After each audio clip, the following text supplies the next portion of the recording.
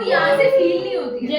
चलो देखो हाँ क्यों ये मत कर यार सॉरी ओ माय गॉड इतना तो डार्क हमारा फ्यूचर नहीं है। चलो यार थोड़ी लाइट की कमी पड़ रही है तो मैं मेरे मीडियम से फ्लैश करता हूं। किया है मैंने बढ़ा के कम किया इसलिए फर्क पड़ रहा है पर कम लग रहा है ना पहले से थोड़ा सर आपको सर, तो गरीबी एंगल दिखा रहा है। मैं यहाँ से बैठती हूँ यहाँ से सबको लगता है कि प्रैक्टिस चलो मैं इसमें गुस्सा चल देखो फॉर्मूला वही हम लोगों ने ना एनर्जी ऊर्जा की उसमें देखा था ध्यान इधर था सबका Yes. अभी ये न्यूमेरिकल है मस्ती मजाक मत करना फॉर्मूला कब कैसे कौन सा फिट हो रहा है पता ही नहीं चलेगा। अब देखो इसमें ना सबसे पहले तो तुम लोगों को एक बात ये समझनी है कि work is equal to energy.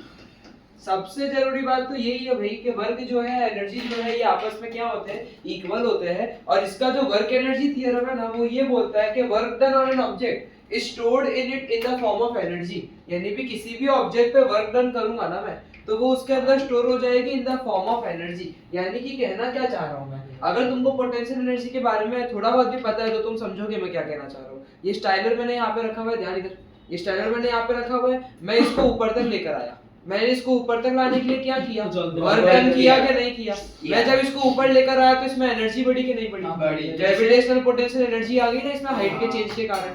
यानी जो मैंने वर्क डन किया इस ऑब्जेक्ट पे वो इसमें स्टोर हो गई in the form of energy के फॉर्म में स्टोर हो गई। दूसरा एग्जांपल हम लोग ले सकते हैं वो बो एंड एरो वाला कि उसको एरो को रख के मैं रस्सी खींचूंगा तो उसको स्ट्रेच कर रहा हूं मैं जब और छोड़ दूंगा तो बहुत तेजी से एरो जाएगा। तो जब मैं पीछे स्ट्रेच कर रहा हूं तो मैंने क्या किया वर्क डन किया और उसके अंदर जो एनर्जी आई वो कौन सी है इलास्टिक पोटेंशियल एनर्जी है। कौन सी एनर्जी आई elastic potential energy due to change in shape या कॉन्फ़िगरेशन बोल सकते हैं। तो कहने का ये मतलब है कि वर्क हम करते हैं ना किसी भी ऑब्जेक्ट पे तो वो उसके अंदर स्टोर हो जाती है in the form of energy. यही वर्क एनर्जी थ्योरम हमें बोलता है। यानी वर्क और एनर्जी जो है ना वो एक ही जैसी चीजें होती है और यूनिट तो दोनों की खैर सेम है ही क्या जूल। अब हमें एनर्जी में दो मेन तरीके के वो समझने हैं। एनर्जी में दो तरीके की एनर्जी होती है भाई काइनेटिक एनर्जी और पोटेंशियल एनर्जी। सर तीन ही होती है मैकेनिकल वो मैकेनिकल का कुछ ऐसे फार्मूला ऐसे नहीं है ना सर मैकेनिकल एनर्जी में नहीं आती तो जो का फार्मूला होता है इन लोगों का फार्मूला होता है हां नींद में क्या काइनेटिक एनर्जी का फार्मूला होता है हाफ mv² और इसका फार्मूला होता है mgh। हाफ करना पड़ेगा मास इनटू वेलोसिटी का स्क्वायर जिस वेलोसिटी से जा रहा है चीज क्योंकि काइनेटिक एनर्जी जो है वो मूविंग ऑब्जेक्ट्स में होती है तो कोई ना कोई वेलोसिटी उसमें होगी तो हाफ mv² इसका फार्मूला है। पोटेंशियल एनर्जी का जो फार्मूला है वो क्या है mgh mass into acceleration due to gravity into height. यानी कितनी हाइट पे लेकर गया मैं acceleration due to gravity Pappu भाई और ये मास यानी कि ये तीन ये फार्मूला है। अब वर्क का फार्मूला देखो वर्क जो होता है ना ये एनर्जी का देखा वर्क का जो होता है ना फार्मूला होता है F into S force into displacement और अगर परेशान करना हो ना तो force into displacement into cos theta इसका फार्मूला है। एंगल पे भी निर्भर करता है ये किस डिग्री पे काम हो रहा है। यानी वर्क डन देखो वर्क डन 0 और कोई पॉजिटिव या वर्क डन जो है जैसे अगर वो कूली वाला एग्जांपल तुमको याद हो कि कूली वाले एग्जांपल में वर्क डन नहीं हो रहा है क्यों क्योंकि वहां पे कूली जो है सामान ऊपर रखने के लिए फोर्स ऊपर लगा रहा है लेकिन चल खुद सीधे रहा है। तो जब फोर्स और डिस्प्लेसमेंट के बीच में 90 डिग्री बन जाती है ना तो ये केसेस में वर्क डन नहीं कहलाता है। क्यों यानी कि ये फिजिक्स का रूल है क्योंकि वर्क डन की डेफिनेशन क्या है कि भाई अगर मैं किसी ऑब्जेक्ट पे फोर्स लगाता हूं ना तो वो ऑब्जेक्ट डिस्प्लेस करना चाहिए in the direction of force. मैं फोर्स इधर लगा रहा हूं तो ऑब्जेक्ट भी इधर ही जाना चाहिए पर इस वाले केस में क्या हो रहा है कूली सामान को ऊपर रखने के लिए ऊपर फोर्स लगा रहा है लेकिन चल सीधे रहा है तो परपेंडिकुलर बन रहा है। तो सर जो ऐसे केसेस में फोर्स तो ऊपर लगा रहा है ना सामान ऊपर रहा है इसीलिए लेकिन चल खुद सीधा रहा है। तो ऐसे केसेस में 90 डिग्री बन रही है मतलब जब भी फोर्स और डिस्प्लेसमेंट 90 डिग्री बनाते हैं ना तब नो वर्क डन होता है। तो यानी कि cos 90 का वैल्यू भी 0 होता है अगर तुम लोग डेसिमल्स करके देखो तो यानी कि ये जो डिग्री होती है ना उस पर भी निर्भर करता है। और जब वो कूली अगर सीढ़ी चढ़ रहा है ना जब वो सीढ़ी चढ़ रहा है ना तो फोर्स ऊपर की तरफ लगा रहा है लेकिन डिस्प्लेसमेंट ऐसा है तो कोई थीटा एंगल बन रहा है तो उस टाइम में वर्क डन हो रहा है। यानी कि एक बार सुन लेना भाई मेरे अच्छे से पहले तो 90 डिग्री वाले केस में क्या होता है वर्क डन नहीं होता है यानी वर्क डन 0 होता है जब फोर्स और डिस्प्लेसमेंट परपेंडिकुलर होता है। तो यानी कि तुमको तो cos थीटा मुझे नहीं लगता आएगा लेकिन कहीं मेंशन हो जाता है इसलिए मैंने तुमको बता दिया। बाकी तो फोर्स इनटू डिस्प्लेसमेंट इस वाले स्लाइड में भी फोर्स इनटू डिस्प्लेसमेंट ही तुमको बोला हुआ है और कुछ नहीं बोला है लेकिन थोड़ा सा पता होना चाहिए थोड़ा सा पता होना चाहिए। तो यानी कि ये वर्क का फॉर्मूला वो हमारा एनर्जी का फॉर्मूला था। अब एक छोटा सा कंसेप्ट आता है, वो वर्क एनर्जी थ्योरम का ही एक वर्जन है। ऐसा समझो कि एक साइकिल ऑलरेडी चल रही है, मेरी एग्जांपल को ध्यान से समझना, पूरा कंसेप्ट क्लियर हो जाएगा। 43 आई गेस 43, मेरे एग्जांपल को ध्यान से समझना, पूरा कंसेप्ट क्लियर हो जाएगा। एक साइकिल चल रही है, लेट्स से साइकिल का मास कुछ होगा 10-15 किलो, और वो चल रही है with the velocity of 10 metre per second या 10 किलोमीटर पर आवर करके। एक बंदा पीछे से आया, उसको धक्का मारने लगा, तो उसकी जो वेलोसिटी है ना वो 10 से किस में चेंज हो गई, 30 पे चेंज हो गई। तो कैलकुलेट द वर्क डन, ऐसे करके भी सवाल आ सकता है कि उस बंदे ने कितना काम किया।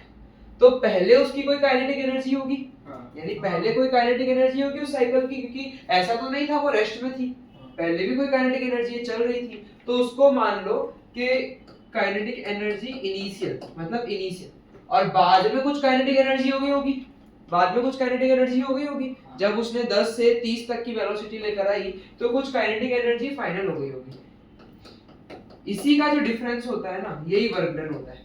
पहले समझ लो 100 का काइनेटिक एनर्जी था, 100 जूल की एनर्जी थी, क्या उसमें उस पीछे वाले बंदे का कोई भी रोल था? नहीं था।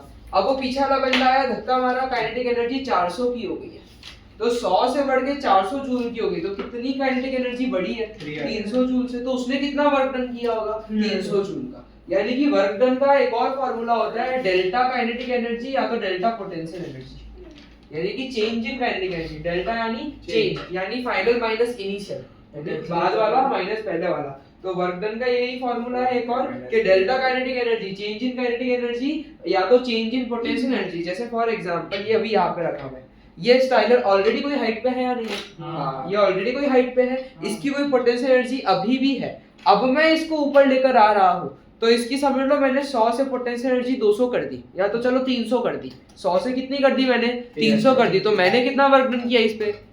200 का, यानी चेंज इन पोटेंशियल एनर्जी ही क्या है? वर्क डन के बराबर है। तो ये जो सारी कहानी होती है ना, ये उसी वर्क एनर्जी थ्योरम पे चलती है। यानी जो एक स्टेटमेंट मैंने बोला ना स्टार्टिंग में, वो कहीं पे मेंशन नहीं है, लेकिन ये पूरी कहानी उसी की है कि work done on an object is stored in it in the form of energy. पहले 100 जूल की एनर्जी थी, वो अलग वर्क डन था, वो मेरा वर्क डन नहीं था। मैंने आके उसको ऊपर रख किया, तो मैंने जितना वर्क डन किया उतनी एनर्जी उसमें बढ़ेगी। और इसको हमने उल्टे वे में कैलकुलेट किया कि जितनी एनर्जी उसमें बढ़ी है उतना मैंने क्या किया है? वर्क डन किया है। यानी कि जो वर्क डन है उसी का formula change in kinetic energy या चेंज इन पोटेंशियल एनर्जी भी है। जैसे दीवार है, दीवार का अगर प्रेशर हो तो कुछ नहीं होगा क्योंकि डिस्प्लेसमेंट जीरो है। हाँ, तो वर्क डन वही है। हाँ, पर फिर उसमें काइनेटिक एनर्जी तो कुछ है ना स्टोर पर। मैंने वर्क डन बहुत किया पर इस पे कोई फर्क नहीं पड़ा, यानी यहाँ पे एनर्जी वेस्टेज है। दीवार के अंदर ऑलरेडी काइनेटिक एनर्जी कुछ तो स्टोर होगी ना, बहुत कम होगी, पोटेंशियल एनर्जी ज्यादा होगी। मतलब पोटेंशियल एनर्जी स्टोर होगी ना, तो पर मेरे इसको करने से इसकी पोटेंशियल एनर्जी में कुछ भी चेंज नहीं आएगा, क्योंकि इस पे वर्क डन ही नहीं हुआ। पोटेंशियल एनर्जी में कब चेंज आता? जब वर्क डन होता, लेकिन डिस्प्लेसमेंट ना होने की वजह से वर्क डन नहीं हुआ। तो इसकी जितनी पोटेंशियल एनर्जी पहले थी उतनी की उतनी है। मेरे फोर्स लगाने से कुछ नहीं हो रहा, मेरी जो फोर्स है मस्कुलर एनर्जी, हीट एनर्जी में वेस्ट होती है और कुछ नहीं। ये इतना क्लियर हुआ? इसमें कोई डाउट लग रहा है? नहीं। अब एनर्जी के बारे में तुम लोग समझ चुके हो जब जैसे बहुत अच्छे से, तो तुमको एनर्जी, जैसे ये इलेक्ट्रिसिटी के बिल भी आते हैं ना, वो तुम लोग बिल देखते हो ना, तो वहाँ पे यूनिट्स लिखा होता है कि कितने यूनिट कंज्यूम करते हो। और तुम लोग का जो भी डिस्ट्रीब्यूटर होगा ना इलेक्ट्रिसिटी का, उसका पर यूनिट का चार्ज उसके हिसाब से होगा, है ना? 10 रुपए, 12 रुपए, 8 रुपए, ऐसा कुछ चार्ज होता है पर यूनिट के हिसाब से। तुम जितना यूनिट कंज्यूम करते हो ना, उस हिसाब से तुम लोगों को चार्ज वो करते हैं। तो यानी कि इसमें ये कहानी है। तो इसमें ना एक्चुअली ये जो कहानी है ये जुड़ी हुई है पावर से। पावर का क्या मतलब होता है? जैसे तुम लोग एनर्जी समझ चुके हो, पर कोई डिवाइस, जैसे हम इलेक्ट्रिसिटी के सेंस में जाके इस फॉर्मूला को समझ सकते हैं, कोई डिवाइस जो है वो कितनी जल्दी एनर्जी कंज्यूम कर रहा है उसको ही पावर बोलते हैं। यानी फॉर एग्जांपल दो डिवाइस है, एक डिवाइस ए है, एक डिवाइस बी है। ये 1 सेकंड में 10 यूनिट की पावर कंज्यूम कर रहा है, लेट्स सपोज, या फिर 10 जूल ऑफ एनर्जी कंज्यूम कर रहा है, चलो 1 सेकंड में। हाँ, और ये जो है 1 सेकंड में 15 जूल ऑफ एनर्जी कंज्यूम कर रहा है। बोलो किसकी पावर ज्यादा है? बहुत ज्यादा नहीं है, एग्जांपल है तो बी की। सिंपल सी बात है, क्योंकि वो 1 सेकंड में ज्यादा एनर्जी कंज्यूम कर रहा है और ये 1 सेकंड में कम एनर्जी कंज्यूम कर रहा है, तो पावर उसकी ज्यादा है। यानी पावर का सबसे पहले तो पावर का एक सिंपल डेफिनेशन जो है ना, वो तुम समझ सकते हो, rate of energy consume. Rate of energy consume, यही क्या होती है भाई साहब? पावर होती है। यानी कितनी जल्दी, सिर्फ एनर्जी कंज्यूम नहीं करनी है, कितनी जल्दी कर रहा हूं मैं, वो होता है। तो देखो अगर डेफिनेशन समझ चुके हो तो पावर जो है वो रेट ऑफ एनर्जी कंज्यूम है, मतलब एनर्जी अपॉन टाइम है। क्या है भाई? एनर्जी अपॉन टाइम है। तो यानी पावर का ये फार्मूला बन जाता है एनर्जी अपॉन टाइम। अब तुम मेरे को एक बात बताओ, क्या एनर्जी और वर्क अलग अलग चीज है क्या? नहीं। क्या एनर्जी और वर्क अलग अलग चीज है क्या? तो पावर का एक और फार्मूला बन जाता है वर्क अपॉन टाइम। समझे कि नहीं समझे? ये दोनों फार्मूला पावर के हैं और इसकी यूनिट जो होती है ना पावर की, वो होती है वाट। इसको जो यूनिट होती है वो क्या होती है? वाट। W-A-T-T वोल्ट और वॉट्स के बीच में क्या है? वोल्ट जो है वो इलेक्ट्रिसिटी में पोटेंशियल डिफरेंस का था, और ये वाट है, ये पावर है। इलेक्ट्रिसिटी में भी पावर कंजम्पशन तुम लोग पढ़ते हो ना, तो उसमें भी वाट ही आता है, मतलब power is always watt. But power तो रेट ऑफ वर्क डन है, तो वर्क और एनर्जी का कनेक्शन थोड़ा अभी उसी पे तो मैं 10 मिनट से अच्छा, चर्चा 10 कर रहा मिनट हूं। वर्क एनर्जी सेम है, कंफ्यूज तो होता है। वर्क एनर्जी एकदम सेम है। तू पावर को पहले एनर्जी के टर्म्स में समझ कि कितनी जल्दी एनर्जी कंज्यूम कर रहा है कोई अप्लायंस या कोई डिवाइस, तो वो उसकी पावर है। अब एनर्जी की जगह मैंने सिंपली वर्क डाला तो भी कोई दिक्कत नहीं है, इतनी सी कहानी। तू पहले एनर्जी के सेंस में समझ ले। फिर इधर से ना, इधर से ही एक और फार्मूला होता है power equal energy upon time से एक और फार्मूला आता है energy is equal to power into time.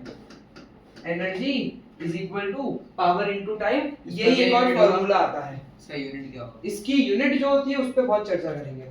Normally power की यूनिट होती है वॉट और टाइम की होती है सेकंड, तो ये वॉट सेकंड उसको बोला जा सकता है, लेकिन ये छोटी यूनिट है।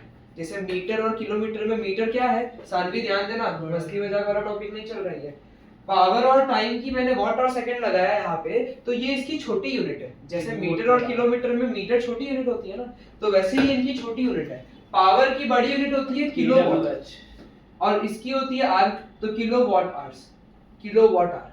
और तुम लोगों का जो वो यूनिट की मैं बात कर रहा हूँ ना, जो यूनिट में बोल रहा हूँ इलेक्ट्रिसिटी बिल में, वो जो है वो सारी चीजें किलोवाट आवर में मेजर होती है। किस में मेजर होती है भाई? किलोवाट आवर में ही मेजर होती है। वॉट पर आर पे नहीं। वॉट और आर जो है, वॉट छोटी यूनिट है, आर बड़ी यूनिट है।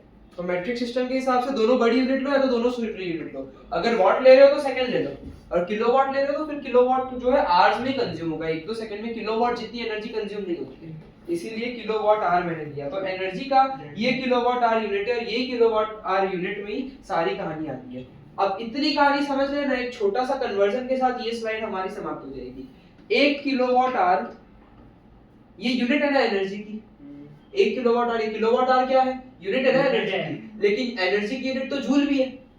एनर्जी की यूनिट तो जूल भी है। तो एक सवाल मन में आना चाहिए कि भाई 1 किलोवाट आवर जो है कितना जूल होता है। ये सवाल मन में आना चाहिए कि 1 किलोवाट आवर जो है वो कितना जूल होता है, तुम लोगों को वो समझना पड़ेगा। तो मैं तुमको ना एक सिंपल सी बात बता देता हूँ, ये जो वॉट और सेकंड था ना, वॉट और सेकंड और जूल बराबर है। यानी कि एक जरूरी बात मैं यहाँ पे लिख रहा हूँ कि 1 joule is equal to 1 watt second. क्या बोला मैंने? 1 joule is equal to 1 watt second. तो मुझे सिर्फ इतना समझ आ रहा है कि इस किलोवाट आवर को जूल में कन्वर्ट करना है, तो मैं इसको वॉट सेकंड में कन्वर्ट कर देता हूँ। तो बोलो 1 किलोवाट, किलोवाट जो होता है वो कितना वॉट होता है? 1000 वॉट होता है। और 1 घंटा कितना होता है? 3600 सेकंड होते हैं, 60 into 60। यानी सिंपल कंक्लूजन 3.6 into 10 की पावर 6 जूल्स है हमारा। 1 किलोवाट आवर इज 3.6 into 10 की पावर 6 जूल है। तो ये एकदम कन्वर्जन है और इसमें इससे ज्यादा कुछ भी नहीं है। ये नहीं समझा। 1 joule is equal to 1 watt second, ये बेसिक यूनिट है। तो 1 किलोवाट आवर कितना जूल आएगा, तो इसको वॉट सेकंड में कन्वर्ट करो। तो किलोवाट को वॉट में कन्वर्ट करोगे तो किससे मल्टीप्लाई करोगे? 1000 से। वही तो क्यों किलो है ना, 1 किलो तो 1000 होता है। 1 घंटा जो है वो कितने सेकंड होते हैं? 3600 सेकंड होते हैं। मल्टीप्लाई कर दो तो 3.6 साइंटिफिक नोटेशन में लिख दिया मैंने। 3.6 into 10 की पावर 6 जूल्स है ना। और जो यूनिट होती है ना, वो यूनिट बराबर होती है किलोवाट आवर के। 1 unit is equal to 1 kWh। ये तुम लोगों को मैंने क्राइटेरियन डी की भी 1-2 बातें बता दी है। इसका फोटो लेना चाहो तो इसका खैर ले ही लो, जरूरी है। सर चलेगा, ये कैसे मैं बता रहा हूं। Sir basically 1 unit is equal to 1 kilowatt per hour is equal to 3.6 into 10 to the power 6 joules। Power हमेशा वॉट में ही रहेगा, पावर की यूनिट किलोवाट नहीं होगा। किलोवाट हम कर सकते हैं, जैसे अगर मीटर और तो किलोमीटर है। convert हाँ, कर हाँ। देंगे। या तो अगर पावर आ रही है इसमें मतलब 25000 वाट, तो 25 किलोवाट ले लो, तो ज्यादा बेटर है। हाँ सर, अरे रुको, अबे भेज देंगे ना ग्रुप पे। वो मैं ना वो मिशन नहीं है, एसएसबी वाले पे भेज दूंगा। ओ कोई बात सर वो क्या खतरनाक वो पर्टिकुलरली सिर्फ साइंस में सर एजेंट को दे दो ना एक्सेस उसका, उसमें वो सारे फोटोज भेज देगा। अरे तो मैं उसमें मेंबर का मैसेज अलाउ कर देता हूँ, कोई फालतू बात मत करना बस। चलो सर सर को एक ही टन को तो नहीं कर देता हूँ, ठीक है, इतने बड़े बच्चे हो तो। चलो ये इतना क्लियर हुआ, ये इतना क्लियर हुआ। तो एक तो न्यूमेरिकल करेंगे, फिर मुझे याद दिलाना कि आपको वर्क डन के बारे में 3 चीजें और बतानी है ना। न्यूमेरिकल करने के बाद मुझे याद दिलाना। क्या 3 सुन के फटी क्या? नहीं आपको अरे पागल को बोल रहे हमें उनको बोलने को। हाँ कि तुम लोग मुझे बोलना है, आपको 3 चीजें तुम लोग जाओ। चलो ये क्लियर हुआ, ये क्लियर हुआ। मेरी वीडियो अपलोड हो गई ना ये क्लियर हुआ ना। ये ना समझने बहुत जरूरी है। देखो फॉर्मूला कोई अपने 20 मिनट दिए, पर अगर ये क्लियर हुआ ना आप देखो न्यूमेरिकल फटफट बनेंगे। अब देखो ध्यान देना और उससे पहले ये ध्यान देना कि 2 मार्क के सवाल में 1 mark for formula in unit है।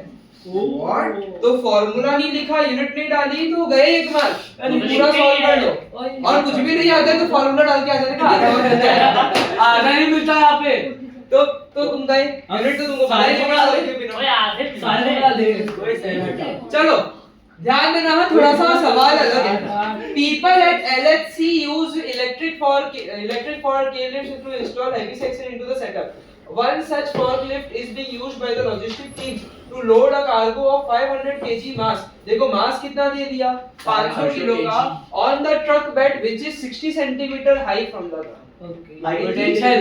20 सेंटीमीटर ऊपर की तरफ है। अब देखो अब ना किस तरीके से वर्क एनर्जी थ्योरम काम लगेगा यहाँ पे। तुम देखो ये जो इंफॉर्मेशन दी हुई, calculate the work done by the forklift in lifting the load. तो तुमने मेरे को एक बात बताओ, वर्क डन के लिए 2 कंडीशन है, फोर्स लगनी चाहिए और डिस्प्लेसमेंट होना चाहिए। क्या मैंने बोला? फोर्स लगनी चाहिए और डिस्प्लेसमेंट होना चाहिए। अच्छा फोर्स की कोई भी बात नहीं फोर्स की कोई भी बात की है यहाँ पे? नहीं की है। तो फोर्स की बात नहीं की है इन लोगों ने। फोर्स निकाल सकते हैं, कैसे निकालें? मास इनटू एक्सीलरेशन। मास इनटू एक्सीलरेशन करूं। एक्सीलरेशन कितना है बताओ?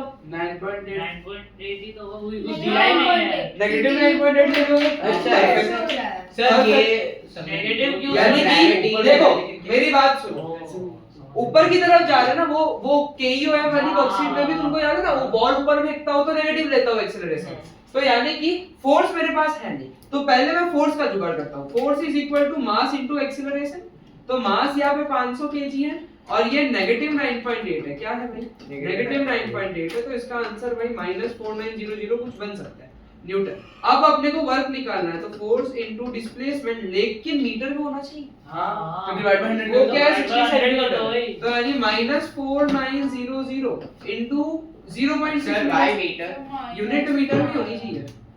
वो कोई दिक्कत नहीं है, वो कोई दिक्कत नहीं है। Work done is a vector quantity. नहीं वर्क डन तो स्केलर है एक्चुअली। वर्क डन स्केलर है, लेकिन ये फॉर्म न्यूमेरिकल से इसकी वजह से वो हो रहा है। पर बोलो इसका आंसर 2940 -2940। चलो देखते हैं हमने जो दिमाग लगाया सही लगाया कि लोचा कर। सर वर्क डन का फॉर्मूला क्या था? ठीक है जूल। अब इन लोगों ने बस पॉजिटिव लिया है। हाँ क्योंकि वर्क डन स्केलर क्वांटिटी है तो इन लोगों ने नेगेटिव साइन जो है ना वो अवॉइड कर दिया।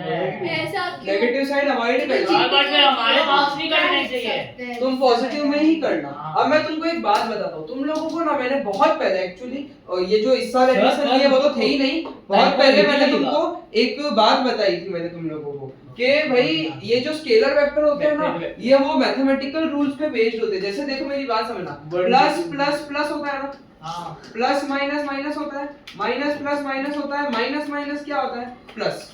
ये तुमको पता है ना। तो अगर मैं प्रोडक्ट रूल समझ रहा हूँ, ये मैं वेक्टर्स का डॉट प्रोडक्ट रूल समझ रहा हूँ, यानी कि मैं अगर स्केलर इनटू स्केलर करूँ ना तो जो आंसर आएगा वो भी क्या आएगा? स्केलर आएगा। अगर मैं स्केलर इनटू वेक्टर क्वांटिटी करूँ तो आंसर जो आएगा वेक्टर आएगा। वेक्टर इनटू स्केलर करूँ तो भी वेक्टर आएगा, लेकिन मैं भाई साहब वेक्टर इनटू वेक्टर कर दूं तो स्केलर आ जाएगा। यानी 2 चीज अगर वेक्टर क्वांटिटी है मैं उसको मल्टीप्लाई कर रहा हूं तो जो आंसर आएगा वो क्या आएगा? स्केलर क्वांटिटी आएगा। मेरी बात को समझो, work is equal to force into displacement. Force is vector quantity, displacement is also vector quantity. तो यानी वो प्रोडक्ट रूल के हिसाब से वेक्टर इनटू वेक्टर वर्क क्या हो जाएगा? स्केलर। तो कभी न्यूमेरिकल्स में स्केलर क्वांटिटी में नेगेटिव साइन अपीयर हो भी रही हो तो तुम क्या करोगे? उसको अवॉइड कर दोगे, क्योंकि यहाँ पे मल्टीप्लाई हो रहा है। तो पॉजिटिव का मल्टीप्लिकेशन हो नेगेटिव का मल्टीप्लिकेशन हो, जो मैग्नीट्यूड है वो सेम रहेगा। मेरी बातों को ध्यान से सुनना, मैं छोटी मोटी बात नहीं कर रहा। प्रोडक्ट है यहाँ पे, मल्टीप्लिकेशन हो रहा है तो तुम नेगेटिव वैल्यू मल्टीप्लाई करो या पॉजिटिव वैल्यू मल्टीप्लाई करो, जो मैग्नीट्यूड है वो क्या रहने वाला है, जावले का ध्यान है नहीं है, जो मैग्नीट्यूड है वो क्या रहने वाला है, सेम रहने वाला है। तो तुम लोगों को क्या करना है, वेक्टर क्वांटिटी हो तो कोई दिक्कत ही नहीं है, पर अगर स्केलर क्वांटिटी हो तो तुम समझदारी से क्या कर लो भाई, अवॉइड कर दो, समझदारी से क्या कर दो, अवॉइड कर दो। क्लियर हुआ इतना?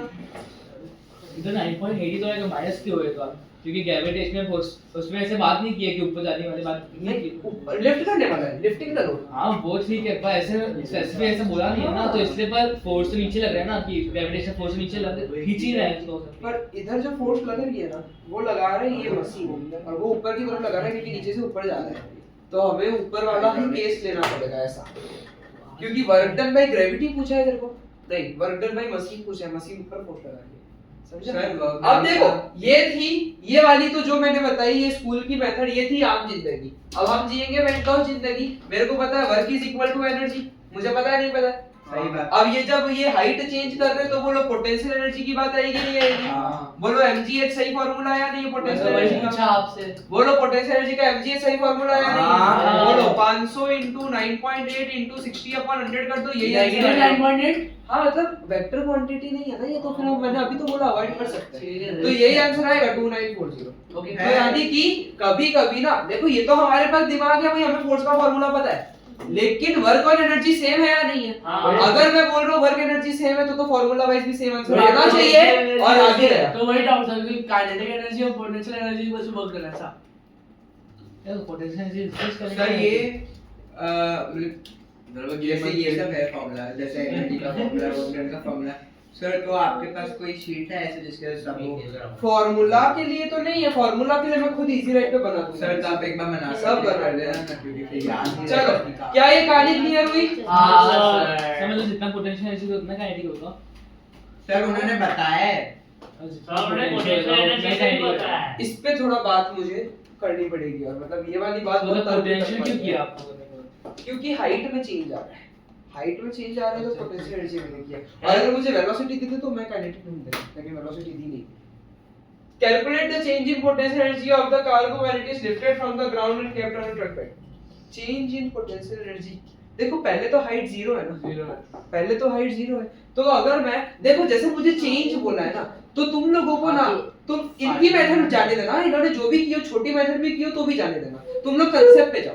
चेंज इन पोटेंशियल एनर्जी का मतलब डेल्टा पोटेंशियल एनर्जी होता है नहीं, फाइनल माइनस इनिशियल, मतलब mg h final minus mg h initial. क्यों m और g पे फाइनल इनिशियल नहीं कर रहा? क्या मास चेंज हुआ था क्या बाद में? नहीं। क्या ग्रेविटेशनल एक्सलेरेशन चेंज हो रहा है क्या बाद में? नहीं, चेंज कौन हो रहा है? सिर्फ और सिर्फ हाइट चेंज हो रहा है, तो mg h final minus mg h initial, वो तो कोई दिक्कत नहीं है। लेकिन ये जो मैंने समझाया ये मैंने कॉम्प्लिकेट वे में समझाया, इसको बहुत इजी वे में समझने के लिए तुम लोग पोटेंशियल एनर्जी जो है ना फाइनल माइनस इनिशियल करके बाद में फार्मूला पुट कर देना, यानी डायरेक्टली इस पे अगर नहीं कूद पा रहे हो कि भाई ये इतना कैसे आ गया, तो तुम इधर से इधर कूद जाओ, बात तो एक सर दोनों में तो दोनों अभी सेम ही है ना। अच्छा तो अब यहाँ पे तुम्हारी सॉल्विंग होती है, तुम लोगों को जैसे सॉल्व करना है करो, मैं तुमको दो तरीके बताऊंगा। हाइट कितनी हो गई थी याद करो, 60 सेंटीमीटर, मतलब 0.6, तो यानी कि मास कितना था 500 into 9.8 into 0.6 minus 500 into 9.8 into 0, तो ये तो भाई 2940 है, और ये क्या है 0, मतलब कितना आया 2940। अब मेरी बातों को बहुत ध्यान से सुनो, मैं डायरेक्टली पता है क्या कर सकता हूँ, मैं डायरेक्टली ये सारी चीजों को अवॉइड करके सीधे सीधे mgh का फार्मूला बिठा सकता हूँ। जब पहले हाइट 0 थी ना तो डायरेक्टली mgh का फार्मूला बैठ सकता है, जब पहले हाइट 0 थी ना तो डायरेक्टली mgh का फार्मूला बैठ सकता है, तुम बिठाओगे तो भी मुझे लगता नहीं कोई फर्क पड़ेगा, समझे मेरी बात को? तो कंसेप्ट पे जाना, तुम लोग ना इनका मेथड देख के वो मत करना कि भाई छोटा में कराया क्या करवाया, जाने दो, कंसेप्ट पे जाओ तभी तुम जीत पाओगे ऊर्जा वाले टॉपिक में। देखते हैं भाई ऊर्जा का दे, ठीक है भाई, इन लोगों ने ग्राउंड पे पोटेंशियल एनर्जी निकाली, बाद में निकाली और फिर माइनस करके लिख दिया। कोई डाउट लग रहा है? सर मेरे को डाउट है। कोई डाउट लग रहा है? सर जैसे आप work done is equal to energy लिखा था, तो पोटेंशियल एनर्जी सेम है मतलब? हाँ एनर्जी है ना, पोटेंशियल एनर्जी ही है ये, वो तो एक स्पेसिफिक टाइप की बात हो गई। चलो अब ध्यान देना, while loading one of the loads the forklift broke Calculate the amount of kinetic energy gained by the cargo if it is dropped from the height of 60 centimeter. Plus 60 centimetre की height से गिर गया है, कितनी energy उस पे आई है? Kinetic energy की बात कर रहे हैं, लेकिन एक लोचा है। काइनेटिक एनर्जी का फार्मूला हाफ mv स्क्वायर है, वेलोसिटी नहीं है। बस सेम ही होगा, वेलोसिटी नहीं है, लेकिन अल्टीमेटली क्या माइनस 9.8 है वेलोसिटी, प्लस 9.8 वो एक्सीलरेशन ड्यू टू ग्रेविटी है। यूज कर तो वो वेलोसिटी नहीं होगी, वेलोसिटी नहीं होगी, एक्सीलरेशन का वेलोसिटी का मतलब अब मेरे पास देखो दिक्कत वाली बात क्या है, सुनो मेरी बात सुनो, सही बोल रहा हूँ, मेरी बात सुनो। काइनेटिक एनर्जी के लिए वेलोसिटी चाहिए, क्या मेरे पास वेलोसिटी है? नहीं। मुझे वेलोसिटी तो ढूंढनी पड़ेगी, क्योंकि अगर साफ साफ बोल रहे काइनेटिक एनर्जी है तो भाई वेलोसिटी बिना काम नहीं होगा। तो देखो मेरे पास KUM के तीन फार्मूला है, V is equal to U plus AT है, S is equal to UT plus half AT square है, v square minus u square और हाँ हाँ 2AS is equal to V square minus U square। Second तो हुआ मुझे पता है, तुम लोगों को सबको पता है, थर्ड इक्वेशन से आंसर आएगा, लेकिन मेरी तरह सोचो। पहले इक्वेशन में दिक्कत क्या है ना, टाइम नहीं है। एक्सेलरेशन तो चलो 9.8 है, इनिशियल वेलोसिटी भी 0 है, क्योंकि जब ड्रॉप हो रहा है ना, ड्रॉप वाले केस में क्या होता है, इनिशियल 0 होता है। तो यानी कि ड्रॉप हो रहा है वो, तो भाई ड्रॉप फ्रॉम द हाइट, तो मेरी बातों को ध्यान से सुनना, ड्रॉप हो रहा है तो इनिशियल 0, अगर ऊपर फेंकूंगा तो फाइनल 0 होएगा। तो यानी कि यहाँ पे इनिशियल 0 है, एक्सेलरेशन है, लेकिन टाइम नहीं है गया। सेम मुझे लगता है ये भी उसी का है, लेकिन फाइनल वेलोसिटी 0 नहीं होगी, नीचे गिर रहा है। नहीं, हम उस वाले केस में गिरने से पहले की वेलोसिटी कंसीडर करते हैं, यानी 10 टच होने से पहले की ऐसा क्यों वेलोसिटी सर? कंसीडर करते हैं। वही फार्मूला ही उस बेसिस पे डिराइव हुआ है, इसीलिए तो हमें ये फार्मूला बिठाना पड़ेगा।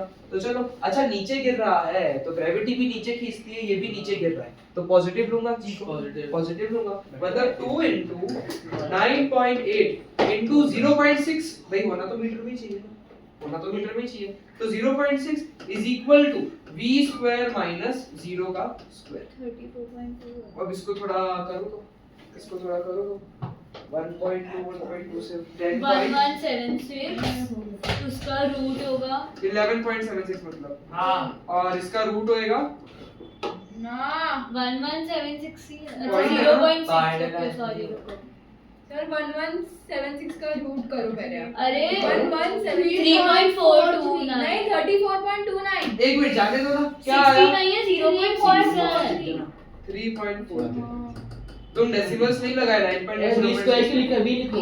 हाँ, और तो काइनेटिक इतनी वेलोसिटी आई, तो काइनेटिक एनर्जी का फार्मूला क्या है, हाफ mv स्क्वायर, तो हाफ इनटू कितना मास था 500 into velocity metre per second में, तो सही है 3.43 का स्क्वायर। करो तो एक बार 2940 स्क्वायर नहीं किया सर इन्होंने रूट तो निकाला ही नहीं। अरे क्योंकि अल्टीमेटली इसका रूट का स्क्वायर हो जाएगा तो वही वैल्यू आएगा ना, उसका 3.43 रूट हो क्या आया, स्क्वायर करो तो वही वैल्यू आएगा। इन लोगों ने तो बताया ही नहीं। अच्छा बताया। अब तुम लोग कहानी समझ रहे हो, ये बहुत गजब का सवाल है, अल्टीमेटली आंसर यही आता है क्योंकि वर्क और एनर्जी बराबर है, और law of conservation of energy क्या बोलता है। देखो मैं तुमको एक सच बात बोलूं, तुमको ना मेरी बात सुन के ना हजम नहीं होगा कि ये मैं क्या कह रहा हूं, लेकिन मैं यही फिजिक्स जो है ना वो कांसेप्ट है, तो तुम न्यूमेरिकल से फार्मूला के बेसिस पे नहीं कर सकते, तुमको थ्योरी बहुत क्लैरिटी होनी चाहिए। मेरे को पता है भाई law of conservation of energy बोलता है कि energy can neither be created nor be destroyed, it can change from one form to another. पहले अब देखो एक छोटी सी कहानी बताता हूँ, जब वो ऑब्जेक्ट नीचे पड़ा था तो सब कुछ गुड़गोबर था, उसको जब तक ऊपर नहीं किया था मैंने तब तक सब कुछ गायब था, उसको मैं कुछ हाइट पे लेकर आया तो उसके अंदर क्या हो गया, 2940 जूल का एनर्जी आ गया, पोटेंशियल एनर्जी आ गया। क्यों? क्योंकि मैंने 2940 जूल का वर्क डन किया। अब जब वो नीचे गिर जाएगी तो सारी की सारी पोटेंशियल एनर्जी वापस ग्राउंड पे आ जाएगा, तो पोटेंशियल एनर्जी जीरो हो जाएगी ना, तो एनर्जी क्या खत्म हो जाती है क्या? नहीं, कन्वर्ट हो जाती है। तो यही 2940 एनर्जी, पोटेंशियल एनर्जी जो ग्राउंड पे गिरने से पोटेंशियल एनर्जी जीरो होगी, तो ये सारी की सारी पोटेंशियल एनर्जी किस में कन्वर्ट हो जाएगी? काइनेटिक एनर्जी में कन्वर्ट हो जाएगी, जो कि तुम देख भी पा रहे हो कि कितनी मैथ्स हमने बिठाई है, कौन से फार्मूला लगाए, लेकिन आंसर नहीं बदला, तो ये कहानी चल रही है। क्लियर हुआ इतना? क्लियर हुआ? ये कंसेप्चुअल सवाल है, ये पूरा कंसेप्ट पे बेस्ड है। तो change in energy is equal to work done, जो हम स्टार्टिंग से बात करते हैं, change in energy is equal to work done. और हाँ, हमने उस चीज को यहाँ पे भी लिखा था, देखो दिखाता हूँ, ये रहा, चेंज इन एनर्जी तो है ये, ये किसके बराबर है? वर्क डन के बराबर है, जो कि मैंने देखा भी कि वर्क डन का और सारी चेंज इन एनर्जी का सबका वैल्यू क्या आया? सेम ही आया अल्टीमेटली। तो फाइनल माइनस इनिशियल कर दो। अब देखो मेरी बात को ना एकदम ध्यान से सुनना, एक छोटी सी बात बता रहा हूँ, जिंदगी में मजा आ जाएगा। तुम लोगों को ना एक चीज समझनी है, कोई चीज ग्राउंड पे पड़ी है ना तो उसका पोटेंशियल एनर्जी क्या है? जीरो है।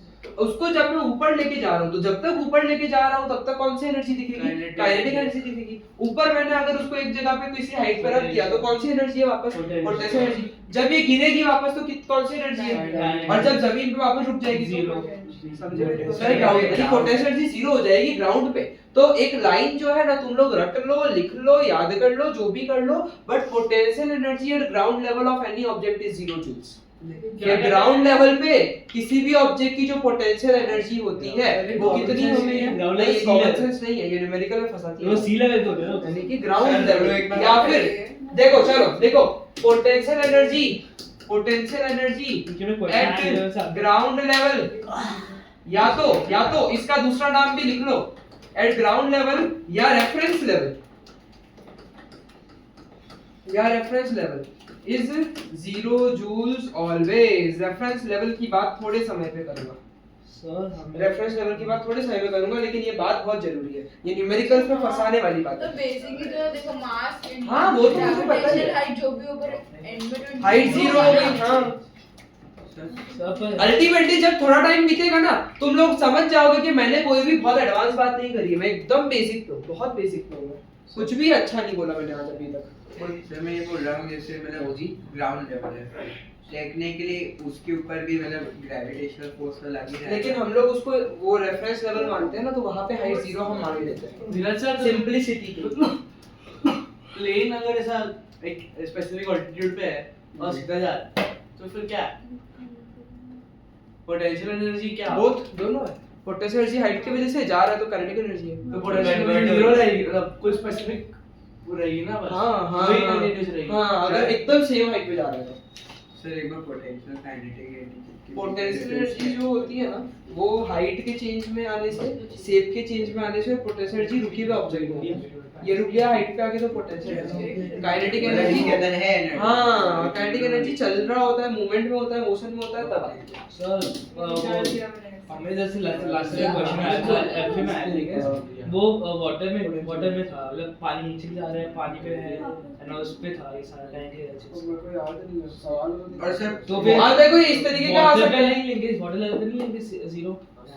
सवाल देखना पड़ेगा अभी से कुछ नहीं। सर वाटर जैसे सवाल ओशन देखा मेरे को है, बता सर दो। ओशन बेड को रेफरेंस लेवल लेंगे या अगर ग्राउंड को ले सकते हैं, पर सवाल पे निर्भर करता है, वर्डिंग देखनी पड़ती है। अब देखो ये मैं सॉल्व नहीं कराऊंगा, बस मैं बता दे रहा हूँ क्या है इसमें। 4 मार्क का सवाल है, सबसे पहले ये ध्यान रखो। The logistic team of the LHC is now looking to buy new electric forklift for loading and unloading goods and has shortlisted 2 companies, Toyota and Ace. Analyze the data given below and suggest which would be the best forklift out of the two. तो best के लिए तो यार power पता होनी चाहिए, क्योंकि यहाँ पे सारा का सारा खेल किस पे है? पावर पे है, क्योंकि ये लोग इतना हैवी लोड उठाने वाले हैं अपॉन टाइम, ये लोग इतना हैवी लोड उठाने वाले हैं तो पावरफुल मशीन चाहिए। तो मुझे लगता है पावर निकाले तो ज्यादा बेटर है। देखो चार्जिंग टाइम भी यहाँ पे दिया हुआ है, टाइम भी दिया हुआ है हमें और सारा कुछ दिया हुआ है, time taken to complete load and unload भी दिया हुआ है मुझे, लिफ्टिंग कैपेसिटी कितने टन है वो भी दी हुई है, कितना मास, एक टन जो है it relate to mass, 1 ton is equal to 1000 kg I guess. हाँ तो 1 टन इज 1000 kg, तो टन रेफर टू मास और सारा कुछ दिया हुआ है, कितना हाइट तक वो लेकर जा सकते हैं 2 मीटर करके। तो हमें यही एनालाइज करना है डेटा से और सजेस्ट करना है कौन सा सबसे बेस्ट है। तो इन लोगों ने क्या किया है, दोनों का पावर निकाल दिया है। पहले वर्क डन निकालना पड़ेगा। हाँ तो वर्क डन निकाल दो। देखो इन लोगों ने वर्क डन निकाल लिया और वर्क डन का फार्मूला देखो, तो वर्क डन ने फोर्स इनटू डिस्प्लेसमेंट नहीं किया, क्योंकि वर्क डन और पोटेंशियल एनर्जी सेम है।